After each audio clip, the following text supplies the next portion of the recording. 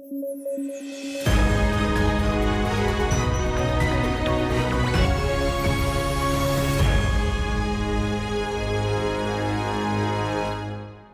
दिनों अफ्रीकी देश मोरक्को में आए एक भूकंप ने तबाही मचा दी। अभी तक जारी आंकड़ों के मुताबिक इसमें 2000 से ज्यादा लोगों की मौत हुई है।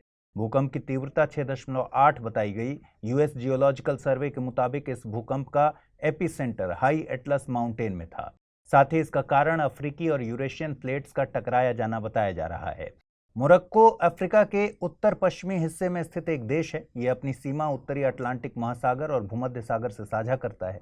मोरक्को अपनी स्थलीय सीमा पश्चिमी सहारा और अल्जीरिया से साझा करता है।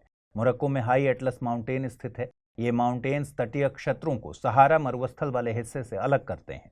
एटलस माउंटेन की सबसे ऊंची चोटी टूबकल मोरक्को में ही स्थित है। मोरक्को और स्पेन के बीच स्थित जिब्राल्टर जलसंधि अफ्रीका महाद्वीप को यूरोप से जोड़ती है। दुनिया के सबसे बड़े गर्म मरुस्थल सहारा का फैलाव जिन 11 देशों में है, उनमें मोरक्को भी शामिल है। मोरक्को का आधिकारिक नाम किंगडम ऑफ मोरक्को है। यहाँ पर संवैधानिक राजतंत्र है। मोरक्को अफ्रीकी महाद्वीप के 3 किंगडम में से एक है। अन्य 2 किंगडम लिसोथो और किंगडम ऑफ एस्वातिनी हैं। मोरक्को की राजधानी रबात है। 18वीं ईईएफ यानी ईस्टर्न इकोनॉमिक फोरम का आयोजन 10 से 13 सितंबर 2023 के बीच रूस के व्लादिवोस्तोक में किया जा रहा है। ईईएफ एक इंटरनेशनल प्लेटफॉर्म है जिसमें रूस के सुदूर पूर्व में आर्थिक संभावनाओं के चलते वैश्विक निवेशक समुदाय और रूस के निवेशक समुदाय द्वारा निवेश और सहयोग पर चर्चा की जाती है। ईईएफ का गठन रूस के सुदूर पूर्व यानी फार ईस्ट में प्रत्यक्ष विदेशी निवेश के जरिए आर्थिक विकास करने के लिए साल 2015 में किया गया था। इस क्षेत्र में चीन सबसे बड़ा निवेशक है। कुल निवेश में चीन की हिस्सेदारी लगभग 90% है। रूस का सुदूर पूर्व क्षेत्र भौगोलिक दृष्टि से कूटनीतिक लोकेशन है। ये एशिया के लिए गेटवे के तौर पर काम करता है। गौरतलब है कि ईईएफ एक सालाना इवेंट है, लेकिन रूस के लिए कई मायनों में ये अहम है। यूक्रेन वॉर के चलते रूस पर कई तरह के प्रतिबंध लगे हुए हैं। रूस एशियाई अर्थव्यवस्थाओं के निवेश के दम पर इन प्रतिबंधों से निपटने की योजना में है। आपको बता दें कि भारत के सामने रूस द्वारा शुरू की गई ईईएफ और यूएसए के नेतृत्व में शुरू किया गया आईपीईएफ दोनों में संतुलन बनाने की चुनौती है। आईपीईएफ से मतलब है Indo Pacific economic framework for prosperity. Bharat के हित दोनों ही प्लेटफॉर्म्स में निहित हैं। भारत ने ईईएफ में भी निवेश किया है। वहीं आईपीईएफ के 4 में से 3 पिलर्स में भारत ने अपनी सहमति दी है। यूएसए और वियतनाम ने सेमीकंडक्टर्स को लेकर एक समझौता किया है। इस समझौते का मकसद सेमीकंडक्टर सप्लाई चेन में वियतनाम की भूमिका को बढ़ाना है। इसके लिए यूएसए द्वारा $2 मिलियन की सीड फंडिंग भी जारी की जाएगी। ये समझौता चाइना +1 डाइवर्सिफिकेशन स्ट्रेटजी के तहत किया गया है। चाइना +1 डाइवर्सिफिकेशन स्ट्रेटजी एक बिजनेस स्ट्रेटजी है। इसमें इस बात पर फोकस किया जाता है कि केवल चीन में ही निवेश न हो, बल्कि चीन के अलावा अन्य देशों में निवेश को बढ़ावा दिया जा सके। इस स्ट्रेटजी पर साल 2018 से काम किया जा रहा है। कोविड के बाद इस पर ज्यादा फोकस किया गया है। इलेक्ट्रॉनिक्स उत्पादों के मामले में चीन की तकरीबन 2 दशकों तक मोनोपोली रही है, लेकिन कोविड के बाद से ग्लोबल वैल्यू चेन में परिवर्तन हुआ है। अब बड़े देश इलेक्ट्रॉनिक उत्पादों के लिए केवल चीन पर निर्भर नहीं है। सेमीकंडक्टर इलेक्ट्रॉनिक उत्पादों के लिए एसेंशियल कंपोनेंट हैं। सेमीकंडक्टर यानी अर्धचालक की चालकता कंडक्टर यानी सुचालक और इंसुलेटर यानी रोधक के बीच होती है। जर्मेनियम और सिलिकॉन सबसे ज्यादा उपयोग किए जाने वाले सेमीकंडक्टर्स हैं। आपको बता दें कि वियतनाम दक्षिण पूर्व एशिया में एस अक्षर की शेप के आकार का देश है। यह देश इंडो चाइना प्रायद्वीप के पूर्वी सिरे पर स्थित है। यह अपनी सीमा लाओस, कंबोडिया और चीन से साझा करता है। दक्षिण चीन सागर वियतनाम के पूर्व में स्थित है। वियतनाम की राजधानी हनोई और मुद्रा डोंग है। 9 से 10 सितंबर के बीच भारत की मेजबानी में G20 के 18वें सम्मेलन का आयोजन हुआ। यह भारत में संपन्न हुआ G20 का पहला सम्मेलन था। सम्मेलन का वेन्यू नई दिल्ली स्थित भारत मंडपम को बनाया गया था। साल 2022 में G20 की सालाना बैठक इंडोनेशिया में आयोजित हुई थी। वहीं अगली बैठक के आयोजन के लिए ब्राजील को चुना गया है। भारत की मेजबानी में आयोजित हुई इस बैठक में कई बातें चर्चा में रहीं, जिनमें नई दिल्ली घोषणा पत्र, global biofuel alliance, African union का G20 में शामिल होना और India middle east Europe economic corridor अहम हैं। सबसे पहले बात करते हैं नई दिल्ली घोषणा पत्र के अहम बिंदुओं की। यूक्रेन मुद्दे पर सभी राष्ट्रों से यूएन चार्टर के मुताबिक काम करने की बात कही गई है। इस मुद्दे पर शांतिपूर्ण हल की बात की गई है। घोषणा के मुताबिक वर्तमान समय में युद्ध के लिए कोई जगह नहीं हो सकती। वित्तीय स्थिरता को सुनिश्चित रखते हुए सतत ग्रोथ पर बल दिया गया है। साथ ही क्रिप्टो करेंसी के रोड मैप के लिए वित्त मंत्रियों की बैठक अक्टूबर में आयोजित की जाएगी। जलवायु परिवर्तन के मुद्दे पर देशों से नए collective quantified goals of climate finance घोषित करने को कहा गया है। इसके अलावा कार्बन प्राइसिंग के यूज पर जोर देने की बात की गई है। भारत की अध्यक्षता में महिला सशक्तिकरण के लिए एक विशेष ग्रुप के गठन पर जोर दिया गया है। शिक्षा में डिजिटल रिसोर्सेज तक पहुंच, स्थानीय भाषा में कंटेंट और शिक्षकों की क्षमता निर्माण की बात की गई है। इसके अलावा G20 देशों के बीच G20 framework for digital public infrastructure and global digital public infrastructure repository को लेकर सहमति बनी। सम्मेलन के दौरान प्रधानमंत्री नरेंद्र मोदी ने ग्लोबल बायोफ्यूल अलायंस की घोषणा की। इसमें 19 देशों और 12 अंतर्राष्ट्रीय संगठनों के बीच शामिल होने को लेकर सहमति बनी है। भारत, ब्राजील और यूएसए इसके संस्थापक सदस्य हैं। ये तीनों सदस्य एथेनॉल के वैश्विक उत्पादन में 85% की और खपत में 81% की हिस्सेदारी रखते हैं। नई दिल्ली घोषणा में भी उत्सर्जन को कम करने के लिए बायोफ्यूल्स को अहम माना गया है। इसके साथ ही G20 में अफ्रीकन यूनियन को शामिल करने पर सहमति बनी है। अफ्रीकन यूनियन 55 सदस्य देशों की कॉन्टिनेंटल बॉडी है। आधिकारिक तौर पर इसे साल 2002 में लॉन्च किया गया था। इसका गठन ऑर्गेनाइजेशन फॉर अफ्रीकन यूनिटी के स्थान पर किया गया है। इसका मकसद एक शांतिपूर्ण, एकीकृत और समृद्ध अफ्रीका का निर्माण करना है। इसका मुख्यालय इथियोपिया के अदिस अबाबा में है। इसके अलावा India middle east Europe economic corridor भी लॉन्च किया गया। इसमें Bharat, UAE, Saudi Arab, European union, France, Italy, Germany और यूएसए शामिल हैं। ये एक शिपिंग एंड रेल कॉरिडोर है जो कि PGII यानी partnership for global infrastructure investment का हिस्सा है। PGII को G7 द्वारा लॉन्च किया गया है। इसका मकसद 2027 तक $600 बिलियन के फंड को मोबिलाइज करना है। इस फंड को सतत और गुणवत्ता वाले अवसंरचना प्रोजेक्ट्स में निवेश किया जाएगा। PGII को G7 की चीन के बेल्ट एंड रोड इनिशिएटिव की काउंटर रणनीति के तौर पर देखा जा रहा है। आइए अब जल्दी से देखें बुलेटिन पर आधारित क्या सवाल बन सकते हैं। पहला सवाल है, जिब्राल्टर जल संधि है एशिया और यूरोप के बीच, अफ्रीका और यूरोप के बीच, उत्तर और दक्षिण अमेरिका के बीच या फिर एशिया और अफ्रीका के बीच। अगला प्रश्न है, निम्नलिखित कथनों पर विचार कीजिए। ईस्टर्न इकोनॉमिक फोरम को चीन के नेतृत्व में शुरू किया गया है। Indo Pacific economic framework for prosperity USA के नेतृत्व में शुरू की गई पहल है। नीचे दिए गए कूटों का प्रयोग कर सही उत्तर चुनना है। केवल एक, केवल दो, एक और दो दोनों, न तो एक न ही दो। अब देखें पिछले बुलेटिन में मैंने आपसे क्या सवाल पूछे थे और उनके सही जवाब क्या हैं। पहला प्रश्न था, खबरों में रही इंडियन ऑयल सार्डिन है तितली, मछली, मधुमक्खी या फिर ऑयल रिजर्व। सही जवाब है विकल्प बी यानी मछली। अगला प्रश्न मैंने पूछा था, भारत में गौण खनिज यानी माइनर मिनरल प्रबंधन के संबंध में निम्नलिखित कथनों पर विचार कीजिए। इस देश में विद्यमान विधि के अनुसार रेत एक गौण खनिज है। गौण खनिजों के अवैध खनन को रोकने के लिए नियम बनाने की शक्ति राज्य सरकारों के पास है। कूट का प्रयोग कर सही उत्तर चुनना था। केवल एक, केवल दो, एक और दो दोनों, न तो एक और न ही दो। सही जवाब है विकल्प सी यानी दोनों ही कथन सही। CSIR यानी council of scientific and industrial research ने शांति स्वरूप भटनागर पुरस्कारों की घोषणा कर दी है। आमतौर पर ये पुरस्कार 26 सितंबर को CSIR के स्थापना दिवस के मौके पर घोषित किए जाते थे। 2022 के लिए 12 वैज्ञानिकों के नामों की घोषणा की गई है। इनमें जीव विज्ञान के क्षेत्र में CSIR institute of microbial technology के Ashwani Kumar, centre for DNA fingerprinting diagnostics Hyderabad के मद्दिका सुब्बा रेड्डी के नाम की घोषणा की गई है। वहीं रसायन विज्ञान के क्षेत्र में Indian institute of science Bengaluru के अक्काटू बीजू और Indian institute of technology Bombay के देवव्रत मैती शामिल हैं।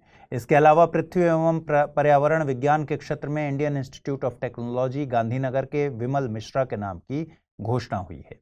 साथ ही इंजीनियरिंग साइंसेज में Indian institute of technology Delhi के दीप्ति रंजन साहू और Indian institute of technology Madras के रजनीश कुमार के नाम की घोषणा की गई है। वहीं गणितीय विज्ञान के क्षेत्र में इंडियन इंस्टीट्यूट ऑफ साइंस के अपूर्व खरे और माइक्रोसॉफ्ट रिसर्च लैब इंडिया के नीरज कयाल का नाम घोषित किया गया है। मेडिकल साइंसेज में Indian institute of chemical biology Kolkata के दीप्यमान गांगुली और भौतिक विज्ञान में Indian institute of science Bengaluru के अनिंद्य दास और Tata institute of fundamental research के वासुदेव दास गुप्ता के नाम की घोषणा की गई है। डॉक्टर शांति स्वरूप भटनागर CSIR के फाउंडर डायरेक्टर थे। उन्होंने देश के विज्ञान एवं तकनीक की अवसंरचना निर्माण और नीतियों के निर्माण में अहम भूमिका निभाई थी। ये पुरस्कार विज्ञान में योगदान देने वालों को उनके ही नाम पर दिए जाते हैं। ये पुरस्कार भारत के किसी भी नागरिक को जो विज्ञान एवं तकनीक में रिसर्च में कार्यरत हो दिया जाता है।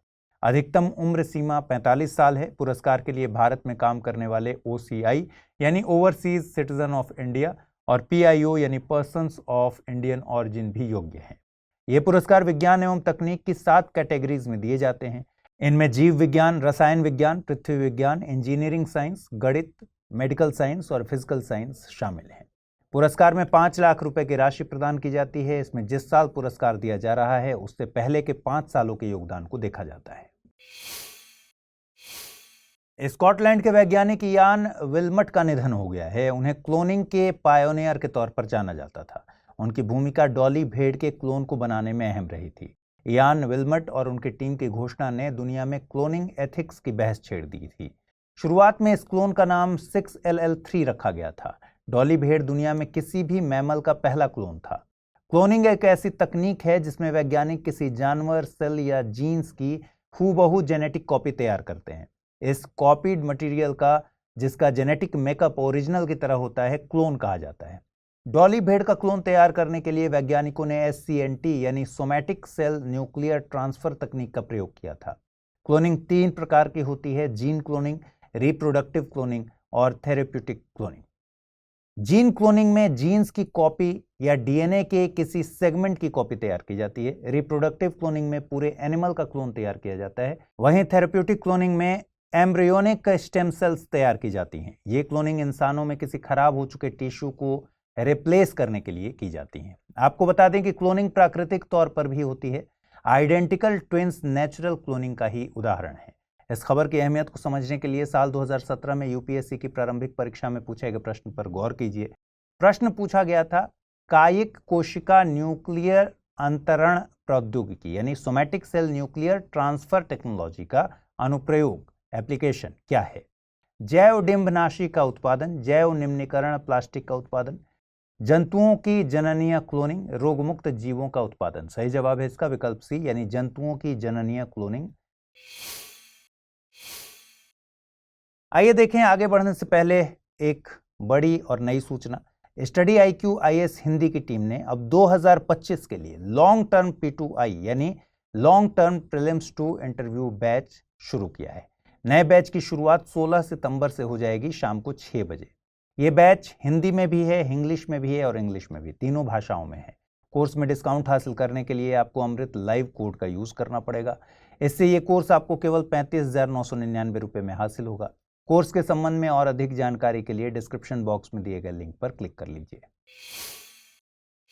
भारत में पहले global symposium on farmers rights का आयोजन नई दिल्ली में किया जा रहा है। 12 से 15 सितंबर के दौरान होने वाले इस आयोजन का शुभारंभ राष्ट्रपति द्रौपदी मुर्मू के द्वारा किया गया। इसका आयोजन FAO की ITP-GRFA यानी international treaty on plant genetic resources for food and agriculture के सचिवालय द्वारा किया जा रहा है।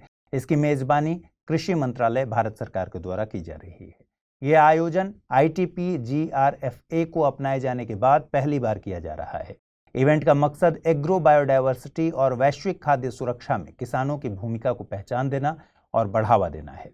ITP-GRFA का मकसद कृषि और खाद्य के लिए प्लांट जेनेटिक रिसोर्सेज का संरक्षण और सतत प्रयोग सुनिश्चित करना है। ये एक लीगली बाइंडिंग एग्रीमेंट है। इसे FAO के 31वें सत्र में नवंबर 2001 में साइन किया गया था। यह लागू 29 जून 2004 से हुआ। भारत इसका हस्ताक्षरकर्ता देश है। यह ट्रीटी CBD यानी कन्वेंशन ऑन बायोलॉजिकल डाइवर्सिटी के प्रावधानों के मुताबिक है। आपको बता दें कि CBD जैव विविधता पर पहला वैश्विक समझौता है। साल 1992 में रियो डी जेनेरियो में आयोजित United Nations conference environment and development में इस समझौते पर हस्ताक्षर हुए। ये कन्वेंशन लागू 29 दिसंबर 1993 को हुई। CBD के 3 मुख्य लक्ष्य हैं। पहला, जैव विविधता का संरक्षण, दूसरा, जैव विविधता के तत्वों का सतत प्रयोग और तीसरा, जैव विविधता से होने वाले व्यापारिक लाभों में समुचित और बराबरी की साझेदारी। सऊदी अरब के क्राउन प्रिंस और प्रधानमंत्री मोहम्मद बिन सलमान अल सऊद भारत की स्टेट विजिट पर हैं। G20 सम्मेलन के बाद उनकी ये विजिट शुरू हुई है। इस मौके पर भारतीय प्रधानमंत्री नरेंद्र मोदी और सऊदी प्रिंस ने India Saudi Arabia strategic partnership council के पहले सम्मेलन की अध्यक्षता की। India Saudi Arabia strategic partnership council का गठन साल 2019 में हुआ था। भारत ऐसा चौथा देश है जिसके साथ सऊदी ने ये काउंसिल गठित की है। अन्य 3 देशों में यूके, फ्रांस और चीन शामिल हैं। हाल की बैठक में दोनों देशों के बीच $50 बिलियन के वेस्ट कोस्ट प्रोजेक्ट को लेकर सहमति बनी है। वेस्ट कोस्ट प्रोजेक्ट के तहत महाराष्ट्र के तट पर एक रिफाइनरी कम पेट्रोकेमिकल कॉम्प्लेक्स तैयार किया जाना है। इसके अलावा दोनों नेताओं के बीच तकनीक, शिक्षा, परिवहन, ऊर्जा, सुरक्षा, संस्कृति, स्वास्थ्य और पर्यटन जैसे सहयोग के मुद्दों की पहचान की गई है। आइए अब जल्दी से देखें आज के बुलेटिन पर आधारित सवाल। पहला सवाल है, शांति स्वरूप भटनागर पुरस्कार किस क्षेत्र में दिए जाते हैं? शिक्षा, विज्ञान, साहित्य या फिर कला? दूसरा, निम्नलिखित कथनों पर विचार कीजिए। इंडिया सऊदी अरब स्ट्रेटेजिक पार्टनरशिप काउंसिल का गठन साल 2019 में किया गया था। भारत इकलौता ऐसा देश है जिसके साथ सऊदी ने स्ट्रेटेजिक पार्टनरशिप काउंसिल का गठन किया है। नीचे दिए गए कूटों का प्रयोग कर सही उत्तर चुनना है। केवल एक, केवल दो, एक और दो दोनों, न तो एक नहीं दो। आइए देखें पिछले बुलेटिन में मैंने आपसे क्या सवाल किए थे, उनके सही जवाब क्या हैं। पहला सवाल था, जिब्राल्टर जल संधि है एशिया और यूरोप के बीच, अफ्रीका और यूरोप के बीच, उत्तर और दक्षिण अमेरिका के बीच या फिर एशिया और अफ्रीका के बीच? सही जवाब है इसका विकल्प बी। अगला प्रश्न था, निम्नलिखित कथनों पर विचार कीजिए। ईस्टर्न इकोनॉमिक फोरम को चीन के नेतृत्व में शुरू किया गया है। Indo Pacific economic framework for prosperity USA के नेतृत्व में शुरू की गई पहल है। नीचे दिए गए कूट का प्रयोग कर सही उत्तर चुनना था। केवल एक, केवल दो, एक और दो दोनों, न तो एक नहीं दो। सही जवाब है इसका विकल्प बी, यानी केवल दूसरा कथन सही है। ईस्टर्न इकोनॉमिक फोरम को रूस के नेतृत्व में शुरू किया गया है। राष्ट्रपति द्रौपदी मुर्मू ने आयुष्मान भव कैंपेन लॉन्च किया। इसका मकसद यूनिवर्सल हेल्थ कवरेज और सभी के लिए स्वास्थ्य सुनिश्चित करना है। ये कैंपेन स्वास्थ्य एवं परिवार कल्याण मंत्रालय के तहत लॉन्च किया गया है। इसके जरिए एक देशव्यापी स्वास्थ्य पहल शुरू की जा रही है जिससे देश के हर गांव कस्बे तक स्वास्थ्य सेवाएं पहुंच सकें। आयुष्मान भव कैंपेन के 3 कंपोनेंट्स हैं। इनमें आयुष्मान आपके द्वार 3.0, आयुष्मान मेला और आयुष्मान सभा शामिल हैं। आयुष्मान आपके द्वार 3.0 के तहत योग्य लाभार्थियों तक पीएम जय योजना के आयुष्मान कार्ड पहुंचाए जाने की योजना है। आयुष्मान मेले में हेल्थ आईडी तैयार की जाएगी, आयुष्मान कार्ड बांटे जाएंगे, साथ ही लोगों को प्राथमिक स्वास्थ्य देखभाल मुहैया कराई जाएगी। आयुष्मान सभा में हर गांव और पंचायत में लोगों को गैर संक्रामक रोगों, sickle cell disease, blood donation और ऑर्गन डोनेशन के बारे में जानकारी मुहैया कराई जाएगी। इस कैंपेन का विजन है हेल्दी विलेज और हेल्दी ग्राम पंचायत का विकास। जो ग्राम पंचायतें स्वास्थ्य योजनाओं को ढंग से लागू करेंगी उन्हें आयुष्मान ग्राम पंचायत का टाइटल भी दिया जाएगा। गौरतलब है कि सतत विकास लक्ष्य 3 सभी के लिए स्वास्थ्य की बात करता है। आपको बता दें कि आयुष्मान भारत योजना भारत सरकार की फ्लैगशिप स्कीम है। इसकी सिफारिश राष्ट्रीय स्वास्थ्य नीति 2017 में की गई है। आयुष्मान भारत योजना साल 2018 में लॉन्च हुई थी। इसके 2 मेन कंपोनेंट हैं, health and wellness centres HWCs और प्रधानमंत्री जन आरोग्य योजना PMJ। प्रधानमंत्री जन आरोग्य योजना के तहत देश के प्रति परिवार 5 लाख की बीमा मुहैया कराई जाती है। इसके तहत द्वितीयक और तृतीयक स्वास्थ्य सेवाएं निजी और सरकारी हॉस्पिटल्स में हासिल की जा सकती हैं। आरबीआई के annual census on foreign liabilities and assets के मुताबिक ODI यानी आउटवर्ड डायरेक्ट इन्वेस्टमेंट के आंकड़े जारी किए गए हैं, जिसके मुताबिक वित्त वर्ष 2023 में इंडियन फर्म्स ने सबसे ज्यादा ODI सिंगापुर में किया है। इंडियन फर्म्स के कुल ODI का तकरीबन 22.3% निवेश अकेले सिंगापुर को हासिल हुआ है। इस मामले में यूएसए दूसरे नंबर पर और यूके तीसरे नंबर पर है। इसके अलावा इंडियन फर्म्स द्वारा किए गए ODI में पिछले साल के मुकाबले 19.46% का इजाफा भी हुआ है। ODI यानी outward direct investment outgoing FDI के लिए ही बेसिक टर्म है। FDI 2 तरह से काम करती हैं, इनवर्ड डायरेक्ट इन्वेस्टमेंट और आउटवर्ड डायरेक्ट इन्वेस्टमेंट। अगर अमेरिकी कंपनी वॉलमार्ट भारतीय कंपनी फ्लिपकार्ट में निवेश करे तो इसे इनवर्ड डायरेक्ट इन्वेस्टमेंट का उदाहरण माना जाएगा। वहीं अगर भारतीय कंपनी टाटा अमेरिकी कंपनी वॉलमार्ट में निवेश करे तो इसे आउटवर्ड डायरेक्ट इन्वेस्टमेंट के तहत रखेंगे। तो आरबीआई के जारी आंकड़ों के मुताबिक भारतीय कंपनी सबसे ज्यादा निवेश सिंगापुर में कर रही हैं। चलिए आगे बढ़ें, उससे पहले जरूरी सूचना। आप लोगों की मांग पर स्टडी IQ IAS की हिंदी की टीम ने 2025 के लिए एक लॉन्ग टर्म P2I यानी long term prelims to interview batch शुरू किया है। नए बैच की शुरुआत 16 सितंबर से हो रही है, शाम को 6 बजे। ये बैच हिंदी के अलावा इंग्लिश और इंग्लिश तीनों ही भाषाओं में एक ही समय पर शुरू किया जा रहा है। कोर्स में डिस्काउंट हासिल करने के लिए आपको अमृत लाइव कोड यूज करना है। इससे ये कोर्स आपको केवल 35,999 रुपए में मिल सकेगा। कोर्स के संबंध में ज्यादा जानकारी के लिए डिस्क्रिप्शन बॉक्स में दिए गए लिंक पर क्लिक कर लीजिए। केंद्रीय इलेक्ट्रॉनिक्स मंत्रालय ने नेशनल स्ट्रेटजी ऑन रोबोटिक्स का ड्राफ्ट जारी किया है। इसका मकसद साल 2030 तक भारत को रोबोटिक्स विनिर्माण में ग्लोबल लीडर बनाना है। इसके अलावा भारत को रोबोटिक्स के रिसर्च, डिजाइन, विकास और विनिर्माण में वैश्विक हब के तौर पर तैयार करना है। साथ ही रोबोटिक्स के लिए एक स्किल्ड वर्कफोर्स तैयार करना है। BIS यानी ब्यूरो ऑफ इंडियन स्टैंडर्ड्स के मुताबिक रोबोटिक्स एक विज्ञान है जिसमें रोबोट के निर्माण और डिजाइन पर काम किया जाता है। एक रोबोट अपने आसपास की चीजों को महसूस करने के लिए सेंसर का उपयोग करता है, निर्णय लेने के लिए कंप्यूटेशन करता है, इसके बाद ही किसी टास्क को परफॉर्म करता है। आर्टिफिशियल इंटेलिजेंस और मशीन लर्निंग में हुए विकास से रोबोट उन कामों को करने में भी सक्षम हैं जो पहले इंसानों के लिए एक्सक्लूसिव माने जाते थे। इसमें स्पीच रिकॉग्निशन, डिसीजन मेकिंग और विजुअल परसेप्शन शामिल है। BIS रोबोट्स को 3 कैटेगरीज में बांटता है: इंडस्ट्रियल रोबोट, सर्विस रोबोट और मेडिकल रोबोट। आपको बता दें कि वर्ल्ड रोबोटिक्स रिपोर्ट 2022 के मुताबिक दुनिया में इंडस्ट्रियल रोबोट के 5 बड़े मार्केट्स हैं: चीन, Japan, USA, Republic of Korea और जर्मनी। ये देश दुनिया के कुल रोबोट इंस्टॉलेशन में 78% की हिस्सेदारी रखते हैं। वहीं भारत सालाना इंडस्ट्रियल रोबोट इंस्टॉलेशन में वैश्विक स्तर पर 10वें नंबर पर काबिज है। इंटरनेशनल गवर्नमेंट कम्युनिकेशन फोरम का आयोजन UAE के शारजाह में किया जा रहा है। इसकी theme today's resources tomorrow's wealth रखी गई है। इसमें USA के पूर्व चीफ जज फ्रैंक कैप्रियो, मोटिवेशनल गुरु और लेखक रॉबिन शर्मा और भारतीय पर्यावरणविद वंदना शिवा जैसी हस्तियां शामिल हो रही हैं। वंदना शिवा ने Navdanya research foundation for science, technology and ecology की स्थापना की है। उनका मकसद स्थानीय तरीकों से जैव विविधता को संरक्षित करना है।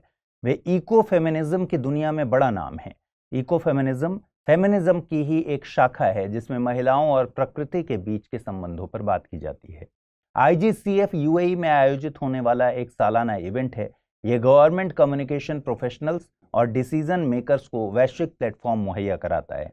आपको बता दें कि UAE यानी संयुक्त अरब अमीरात मध्य पूर्व में अरेबियन प्रायद्वीप पर स्थित एक देश है। इसकी राजधानी अबू धाबी है। यह 7 अमीरात Abu Dhabi, Dubai, Sharjah, Ajman, Al Quwain, Ras Al खैमा और फुजैरा से मिलकर बना है। इसके उत्तर में पर्शियन गल्फ है और पूर्व में ओमान की खाड़ी है।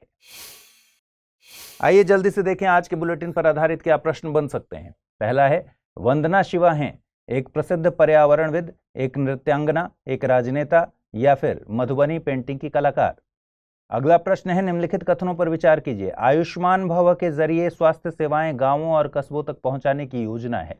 सतत विकास लक्ष्य 3 सभी के लिए स्वास्थ्य का प्रावधान करता है। कूट या कूटों का प्रयोग कर सही उत्तर चुनिए। केवल 1, केवल 2, 1 और 2 दोनों, न तो 1 नहीं 2। देखें पिछले बुलेटिन में मैंने आपसे क्या सवाल पूछे थे और उनके सही जवाब क्या है। पहला सवाल था, शांति स्वरूप भटनागर पुरस्कार किस क्षेत्र में दिए जाते हैं? शिक्षा, विज्ञान, साहित्य या फिर कला? सही जवाब है विकल्प बी यानी विज्ञान। अगला सवाल मैंने आपसे पूछा था, निम्नलिखित कथनों पर विचार कीजिए। India Saudi Arabia strategic partnership council का गठन साल 2019 में किया गया था। भारत इकलौता ऐसा देश है जिसके साथ सऊदी अरब ने स्ट्रेटेजिक पार्टनरशिप काउंसिल का गठन किया है। नीचे दिए गए कूटों का प्रयोग कर सही उत्तर चुनना था। केवल 1, केवल 2, 1 और 2 दोनों, न तो 1 और नहीं 2। सही जवाब है विकल्प ए यानी केवल पहला कथन सही है। भारत चौथा ऐसा देश है जिसके साथ सऊदी अरब ने स्ट्रेटेजिक पार्टनरशिप काउंसिल का गठन किया है। WTO यानी विश्व व्यापार संगठन ने वर्ल्ड ट्रेड रिपोर्ट 2023 जारी की है। वर्ल्ड ट्रेड रिपोर्ट WTO का एक सालाना पब्लिकेशन है जिसका मकसद व्यापार नीतियों और बहुपक्षीय व्यापार व्यवस्था के बारे में जानकारी मुहैया कराना है। हालिया रिपोर्ट में रीग्लोबलाइजेशन को विश्व व्यापार के लिए समाधान के तौर पर पेश किया गया है। रिपोर्ट में 3 बड़ी चुनौतियों की बात की गई है। इनमें सुरक्षा और रेजिलियंस, गरीबी और समावेशन, साथ ही पर्यावरणीय सततता शामिल है। रिपोर्ट के मुताबिक रीग्लोबलाइजेशन यानी पुनः वैश्वीकरण का मतलब केवल ज्यादा वैश्वीकरण तक सीमित नहीं है। यह एक व्यापक संकल्पना है। इसका मतलब व्यापार एकीकरण को ज्यादा लोगों, ज्यादा अर्थव्यवस्थाओं और ज्यादा मुद्दों तक पहुंचाना है। यह अवधारणा बहुपक्षीय व्यापार व्यवस्था में सुधार की बात करती है। यह संकल्पना व्यापार बाधाओं को उन लोगों के लिए कम करने की बात करती है जो व्यापार व्यवस्था में हाशिए पर रहे हैं। इनमें कम विकसित देशों से लेकर औद्योगिक क्षेत्रों का मजदूर वर्ग भी शामिल है। नासा ने जेम्स वेब टेलीस्कोप के जरिए एक्सोप्लैनेट K2-18b पर एक अध्ययन जारी किया है। K2-18b पर कार्बन डाइऑक्साइड और मीथेन की मौजूदगी की खोज की गई है। इससे वैज्ञानिकों द्वारा दावा किया जा रहा है कि K2-18b एक हाइसीन प्लैनेट हो सकता है। हाइसीन प्लैनेट से मतलब है जिनका वायुमंडल हाइड्रोजन समृद्ध हो और सतह पर पानी के महासागरों की मौजूदगी हो। K2-18b पृथ्वी से तकरीबन 120 प्रकाश वर्ष दूर है। ये ड्वार्फ स्टार K2-18a की परिक्रमा कर रहा है। हमारे सौर मंडल के सूर्य के अलावा किसी अन्य तारे के परिक्रमा करने वाले ग्रहों को एक्सोप्लैनेट कहा जाता है। वैज्ञानिकों ने K2-18b पर डाई मिथाइल सल्फाइड मॉलिक्यूल की मौजूदगी की संभावना बताई है।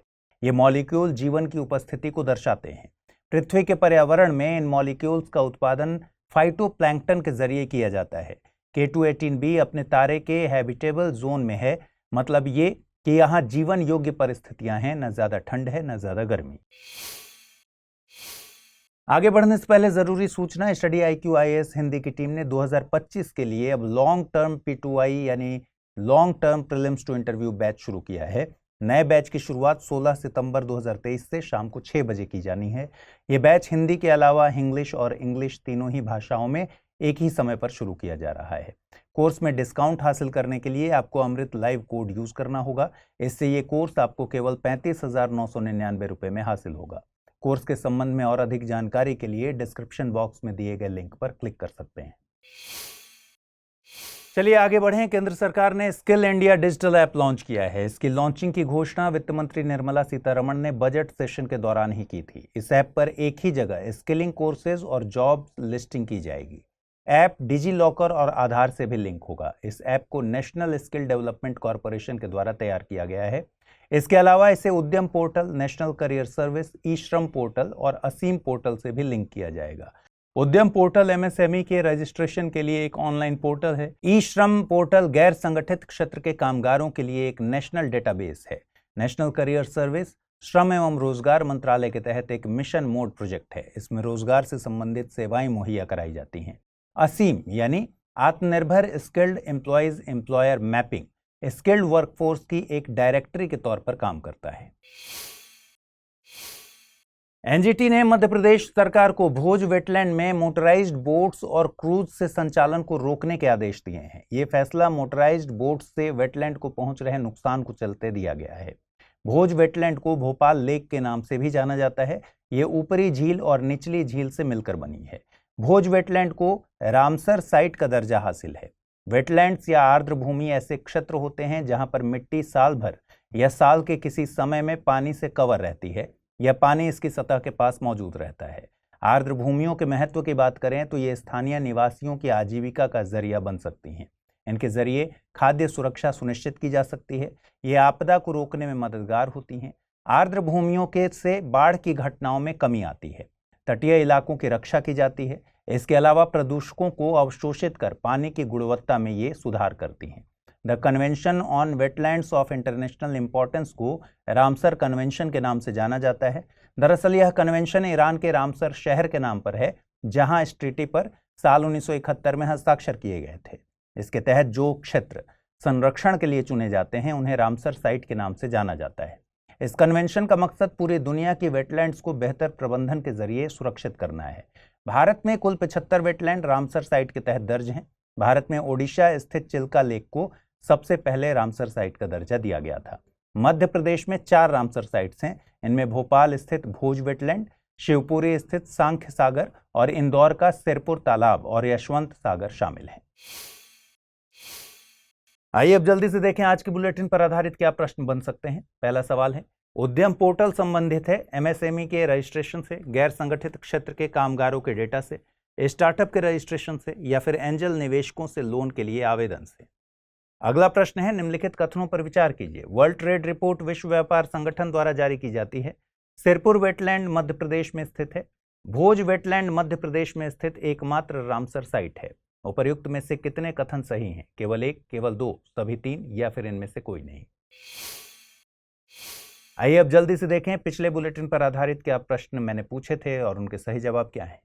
पहला सवाल था, वंदना शिवा हैं एक प्रसिद्ध पर्यावरणविद, एक नृत्यांगना, एक राजनेता, या फिर मधुबनी पेंटिंग की कलाकार? सही विकल्प है ऑप्शन ए, एक प्रसिद्ध पर्यावरणविद। दूसरा प्रश्न मैंने पूछा था, निम्नलिखित कथनों पर विचार कीजिए। आयुष्मान भव के जरिए स्वास्थ्य सेवाएं गांवों और कस्बों तक पहुंचाने की योजना है। सतत विकास लक्ष्य 3 सभी के लिए स्वास्थ्य का प्रावधान करता है। और कूट के प्रयोग से इसका सही उत्तर चुनना था। केवल एक, केवल दो, एक और दो, दोनों, न तो एक नहीं दो। सही विकल्प है इसका ऑप्शन सी, यानी दोनों ही कथन यहां सही है। प्रधानमंत्री नरेंद्र मोदी 17 सितंबर को नई दिल्ली के द्वारका में देश को यशोभूमि समर्पित करेंगे। दरअसल India international convention and expo centre को यशोभूमि नाम दिया गया है। प्रधानमंत्री की योजना देश में सम्मेलन आयोजित करने के लिए वर्ल्ड क्लास इंफ्रास्ट्रक्चर तैयार करने की है। यशोभूमि दुनिया की सबसे बड़ी MICE यानी meetings, initiatives, conference and exhibition facility में शामिल होगी। यह सेंटर पर्यावरण के लिहाज से भी सतत है। इसमें 100% waste water treatment, rain water harvesting और रूफ टॉप सोलर पैनल का इंतजाम किया गया है। साथ ही इंडियन ग्रीन बिल्डिंग काउंसिल से ग्रीन सिटीज प्लैटिनम सर्टिफिकेशन भी हासिल किया गया है। सुप्रीम कोर्ट के मामलों का डाटा भी NJDG यानी नेशनल जुडिशियल डाटा ग्रिड पर हासिल हो सकेगा। NJDG एक नेशनल रिपोजिटरी है। इसमें देश भर के कोर्ट्स में चल रहे लंबित और निपटाए गए मामलों का डाटा स्टोर किया जाता है। सुप्रीम कोर्ट के वर्तमान मुख्य न्यायाधीश DY चंद्रचूड़ ने सुप्रीम कोर्ट की NJDG पर मौजूदगी को ऐतिहासिक बताया है। ये ओपन डाटा पॉलिसी के तहत उठाया गया एक कदम है। इससे जुडिशियल डोमेन में पारदर्शिता और जिम्मेदारी बढ़ेगी। NJDG को ई-कोर्ट्स फेज 2 के तहत तैयार किया गया है। इस पर देश भर के 18,735 डिस्ट्रिक्ट, सबऑर्डिनेट और हाई कोर्ट्स के केसेस ऑनलाइन मौजूद हैं। यह डाटा रियल टाइम में अपडेट किया जाता है। NJDG एक मॉनिटरिंग टूल की तरह काम करता है। इसमें लंबित मामलों की पहचान कर उन्हें किया जाता है, जिससे लंबित मामले कम किए जा सकते हैं।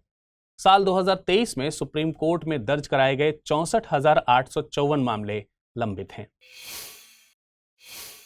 अब आप सभी लोगों के लिए एक जरूरी सूचना।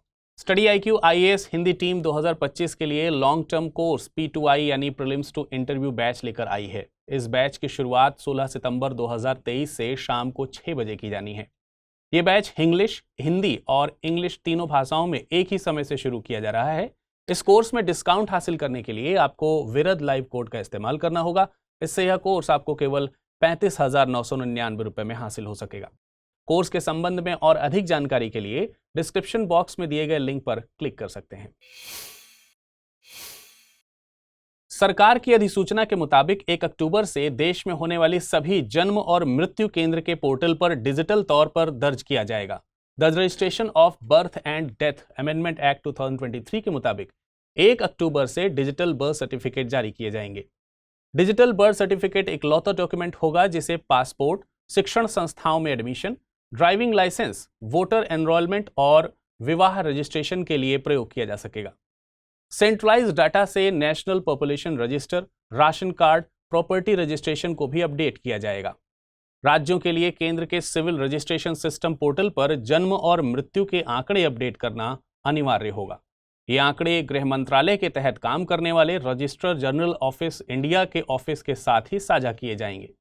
आपको बता दें कि NPR यानी नेशनल पॉपुलेशन रजिस्टर, NRC यानी नेशनल रजिस्टर ऑफ सिटीजन्स तैयार करने के लिए यह पहला स्टेप है। USA की यूनिवर्सिटी ऑफ हवाई ने भारत के चंद्रयान 1 के डाटा को एनालाइज किया है। इस डाटा के मुताबिक पृथ्वी के हाई एनर्जी इलेक्ट्रॉन्स चंद्रमा पर पानी तैयार करते हैं। चंद्रमा की सतह पर पृथ्वी की प्लाज्मा शीट के इलेक्ट्रॉन्स वेदरिंग प्रोसेस करते हैं। शोधकर्ताओं का दावा है कि चंद्रमा पर पानी की मौजूदगी से उसके एवोल्यूशन के बारे में पता चलता है। साथ ही भविष्य में ह्यूमन एक्सप्लोरेशन के लिए पानी हासिल हो सकेगा। गौरतलब है कि चंद्रयान कार्यक्रम के तहत चंद्रयान 1 चंद्रमा के लिए भेजा गया भारत का पहला मिशन था। यह मिशन 2008 में लॉन्च किया गया था। इस मिशन में एक इंपैक्टर और एक ऑर्बिटर शामिल था। इसने चंद्रमा पर वाटर मॉलिक्यूल की खोज में अहम भूमिका निभाई थी। भारत का साल 2019 में भेजा गया चंद्रयान 2 मिशन असफल रहा था।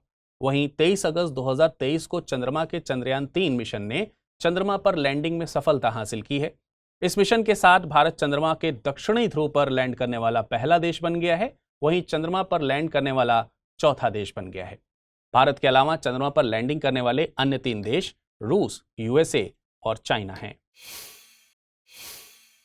चलिए अब नजर डाल देते हैं आज के बुलेटिन पर आधारित प्रश्नों पर। पहला प्रश्न है, यशोभूमि का निर्माण किया गया है गुजरात, महाराष्ट्र, नई दिल्ली या फिर मध्य प्रदेश में? अगला प्रश्न है, नेशनल जुडिशियल डाटा ग्रिड के संबंध में निम्नलिखित कथनों पर विचार कीजिए। यह ई कोड परियोजना के तहत है। इससे पारदर्शिता में वृद्धि के साथ लंबित मामलों में कमी आएगी। इसमें रियल टाइम डाटा अपडेट किया जाता है। उपयुक्त में से कितने कथन सही हैं? केवल 1, केवल 2, सभी 3 या फिर इनमें में से कोई नहीं? चलिए अब नजर डाल देते हैं पिछले बुलेटिन पर आधारित प्रश्नों पर और सही उत्तर उसका जान लेते हैं। पहला प्रश्न था, उद्यम पोर्टल संबंधित है एमएसएमई के रजिस्ट्रेशन से, गैर संबंधित क्षेत्र के कामगारों के डाटा से, स्टार्टअप के रजिस्ट्रेशन से या फिर एंजल निवेशकों के लोन के लिए आवेदन से? इसका सही जवाब है विकल्प ए, एमएसएमई के रजिस्ट्रेशन से। अगला प्रश्न पूछा गया था, निम्नलिखित कथनों पर विचार कीजिए। वर्ल्ड ट्रेड रिपोर्ट विश्व व्यापार संगठन द्वारा जारी की जाती है। सिरपुर वेटलैंड मध्य प्रदेश में स्थित है। भोज वेटलैंड मध्य प्रदेश में स्थित एकमात्र रामसर साइट है। उपयुक्त में से कितने कथन सही हैं? केवल 1, केवल 2, सभी 3 या इनमें में से कोई नहीं? इसका सही जवाब है विकल्प बी, यानी केवल 2 ही कथन सही हैं।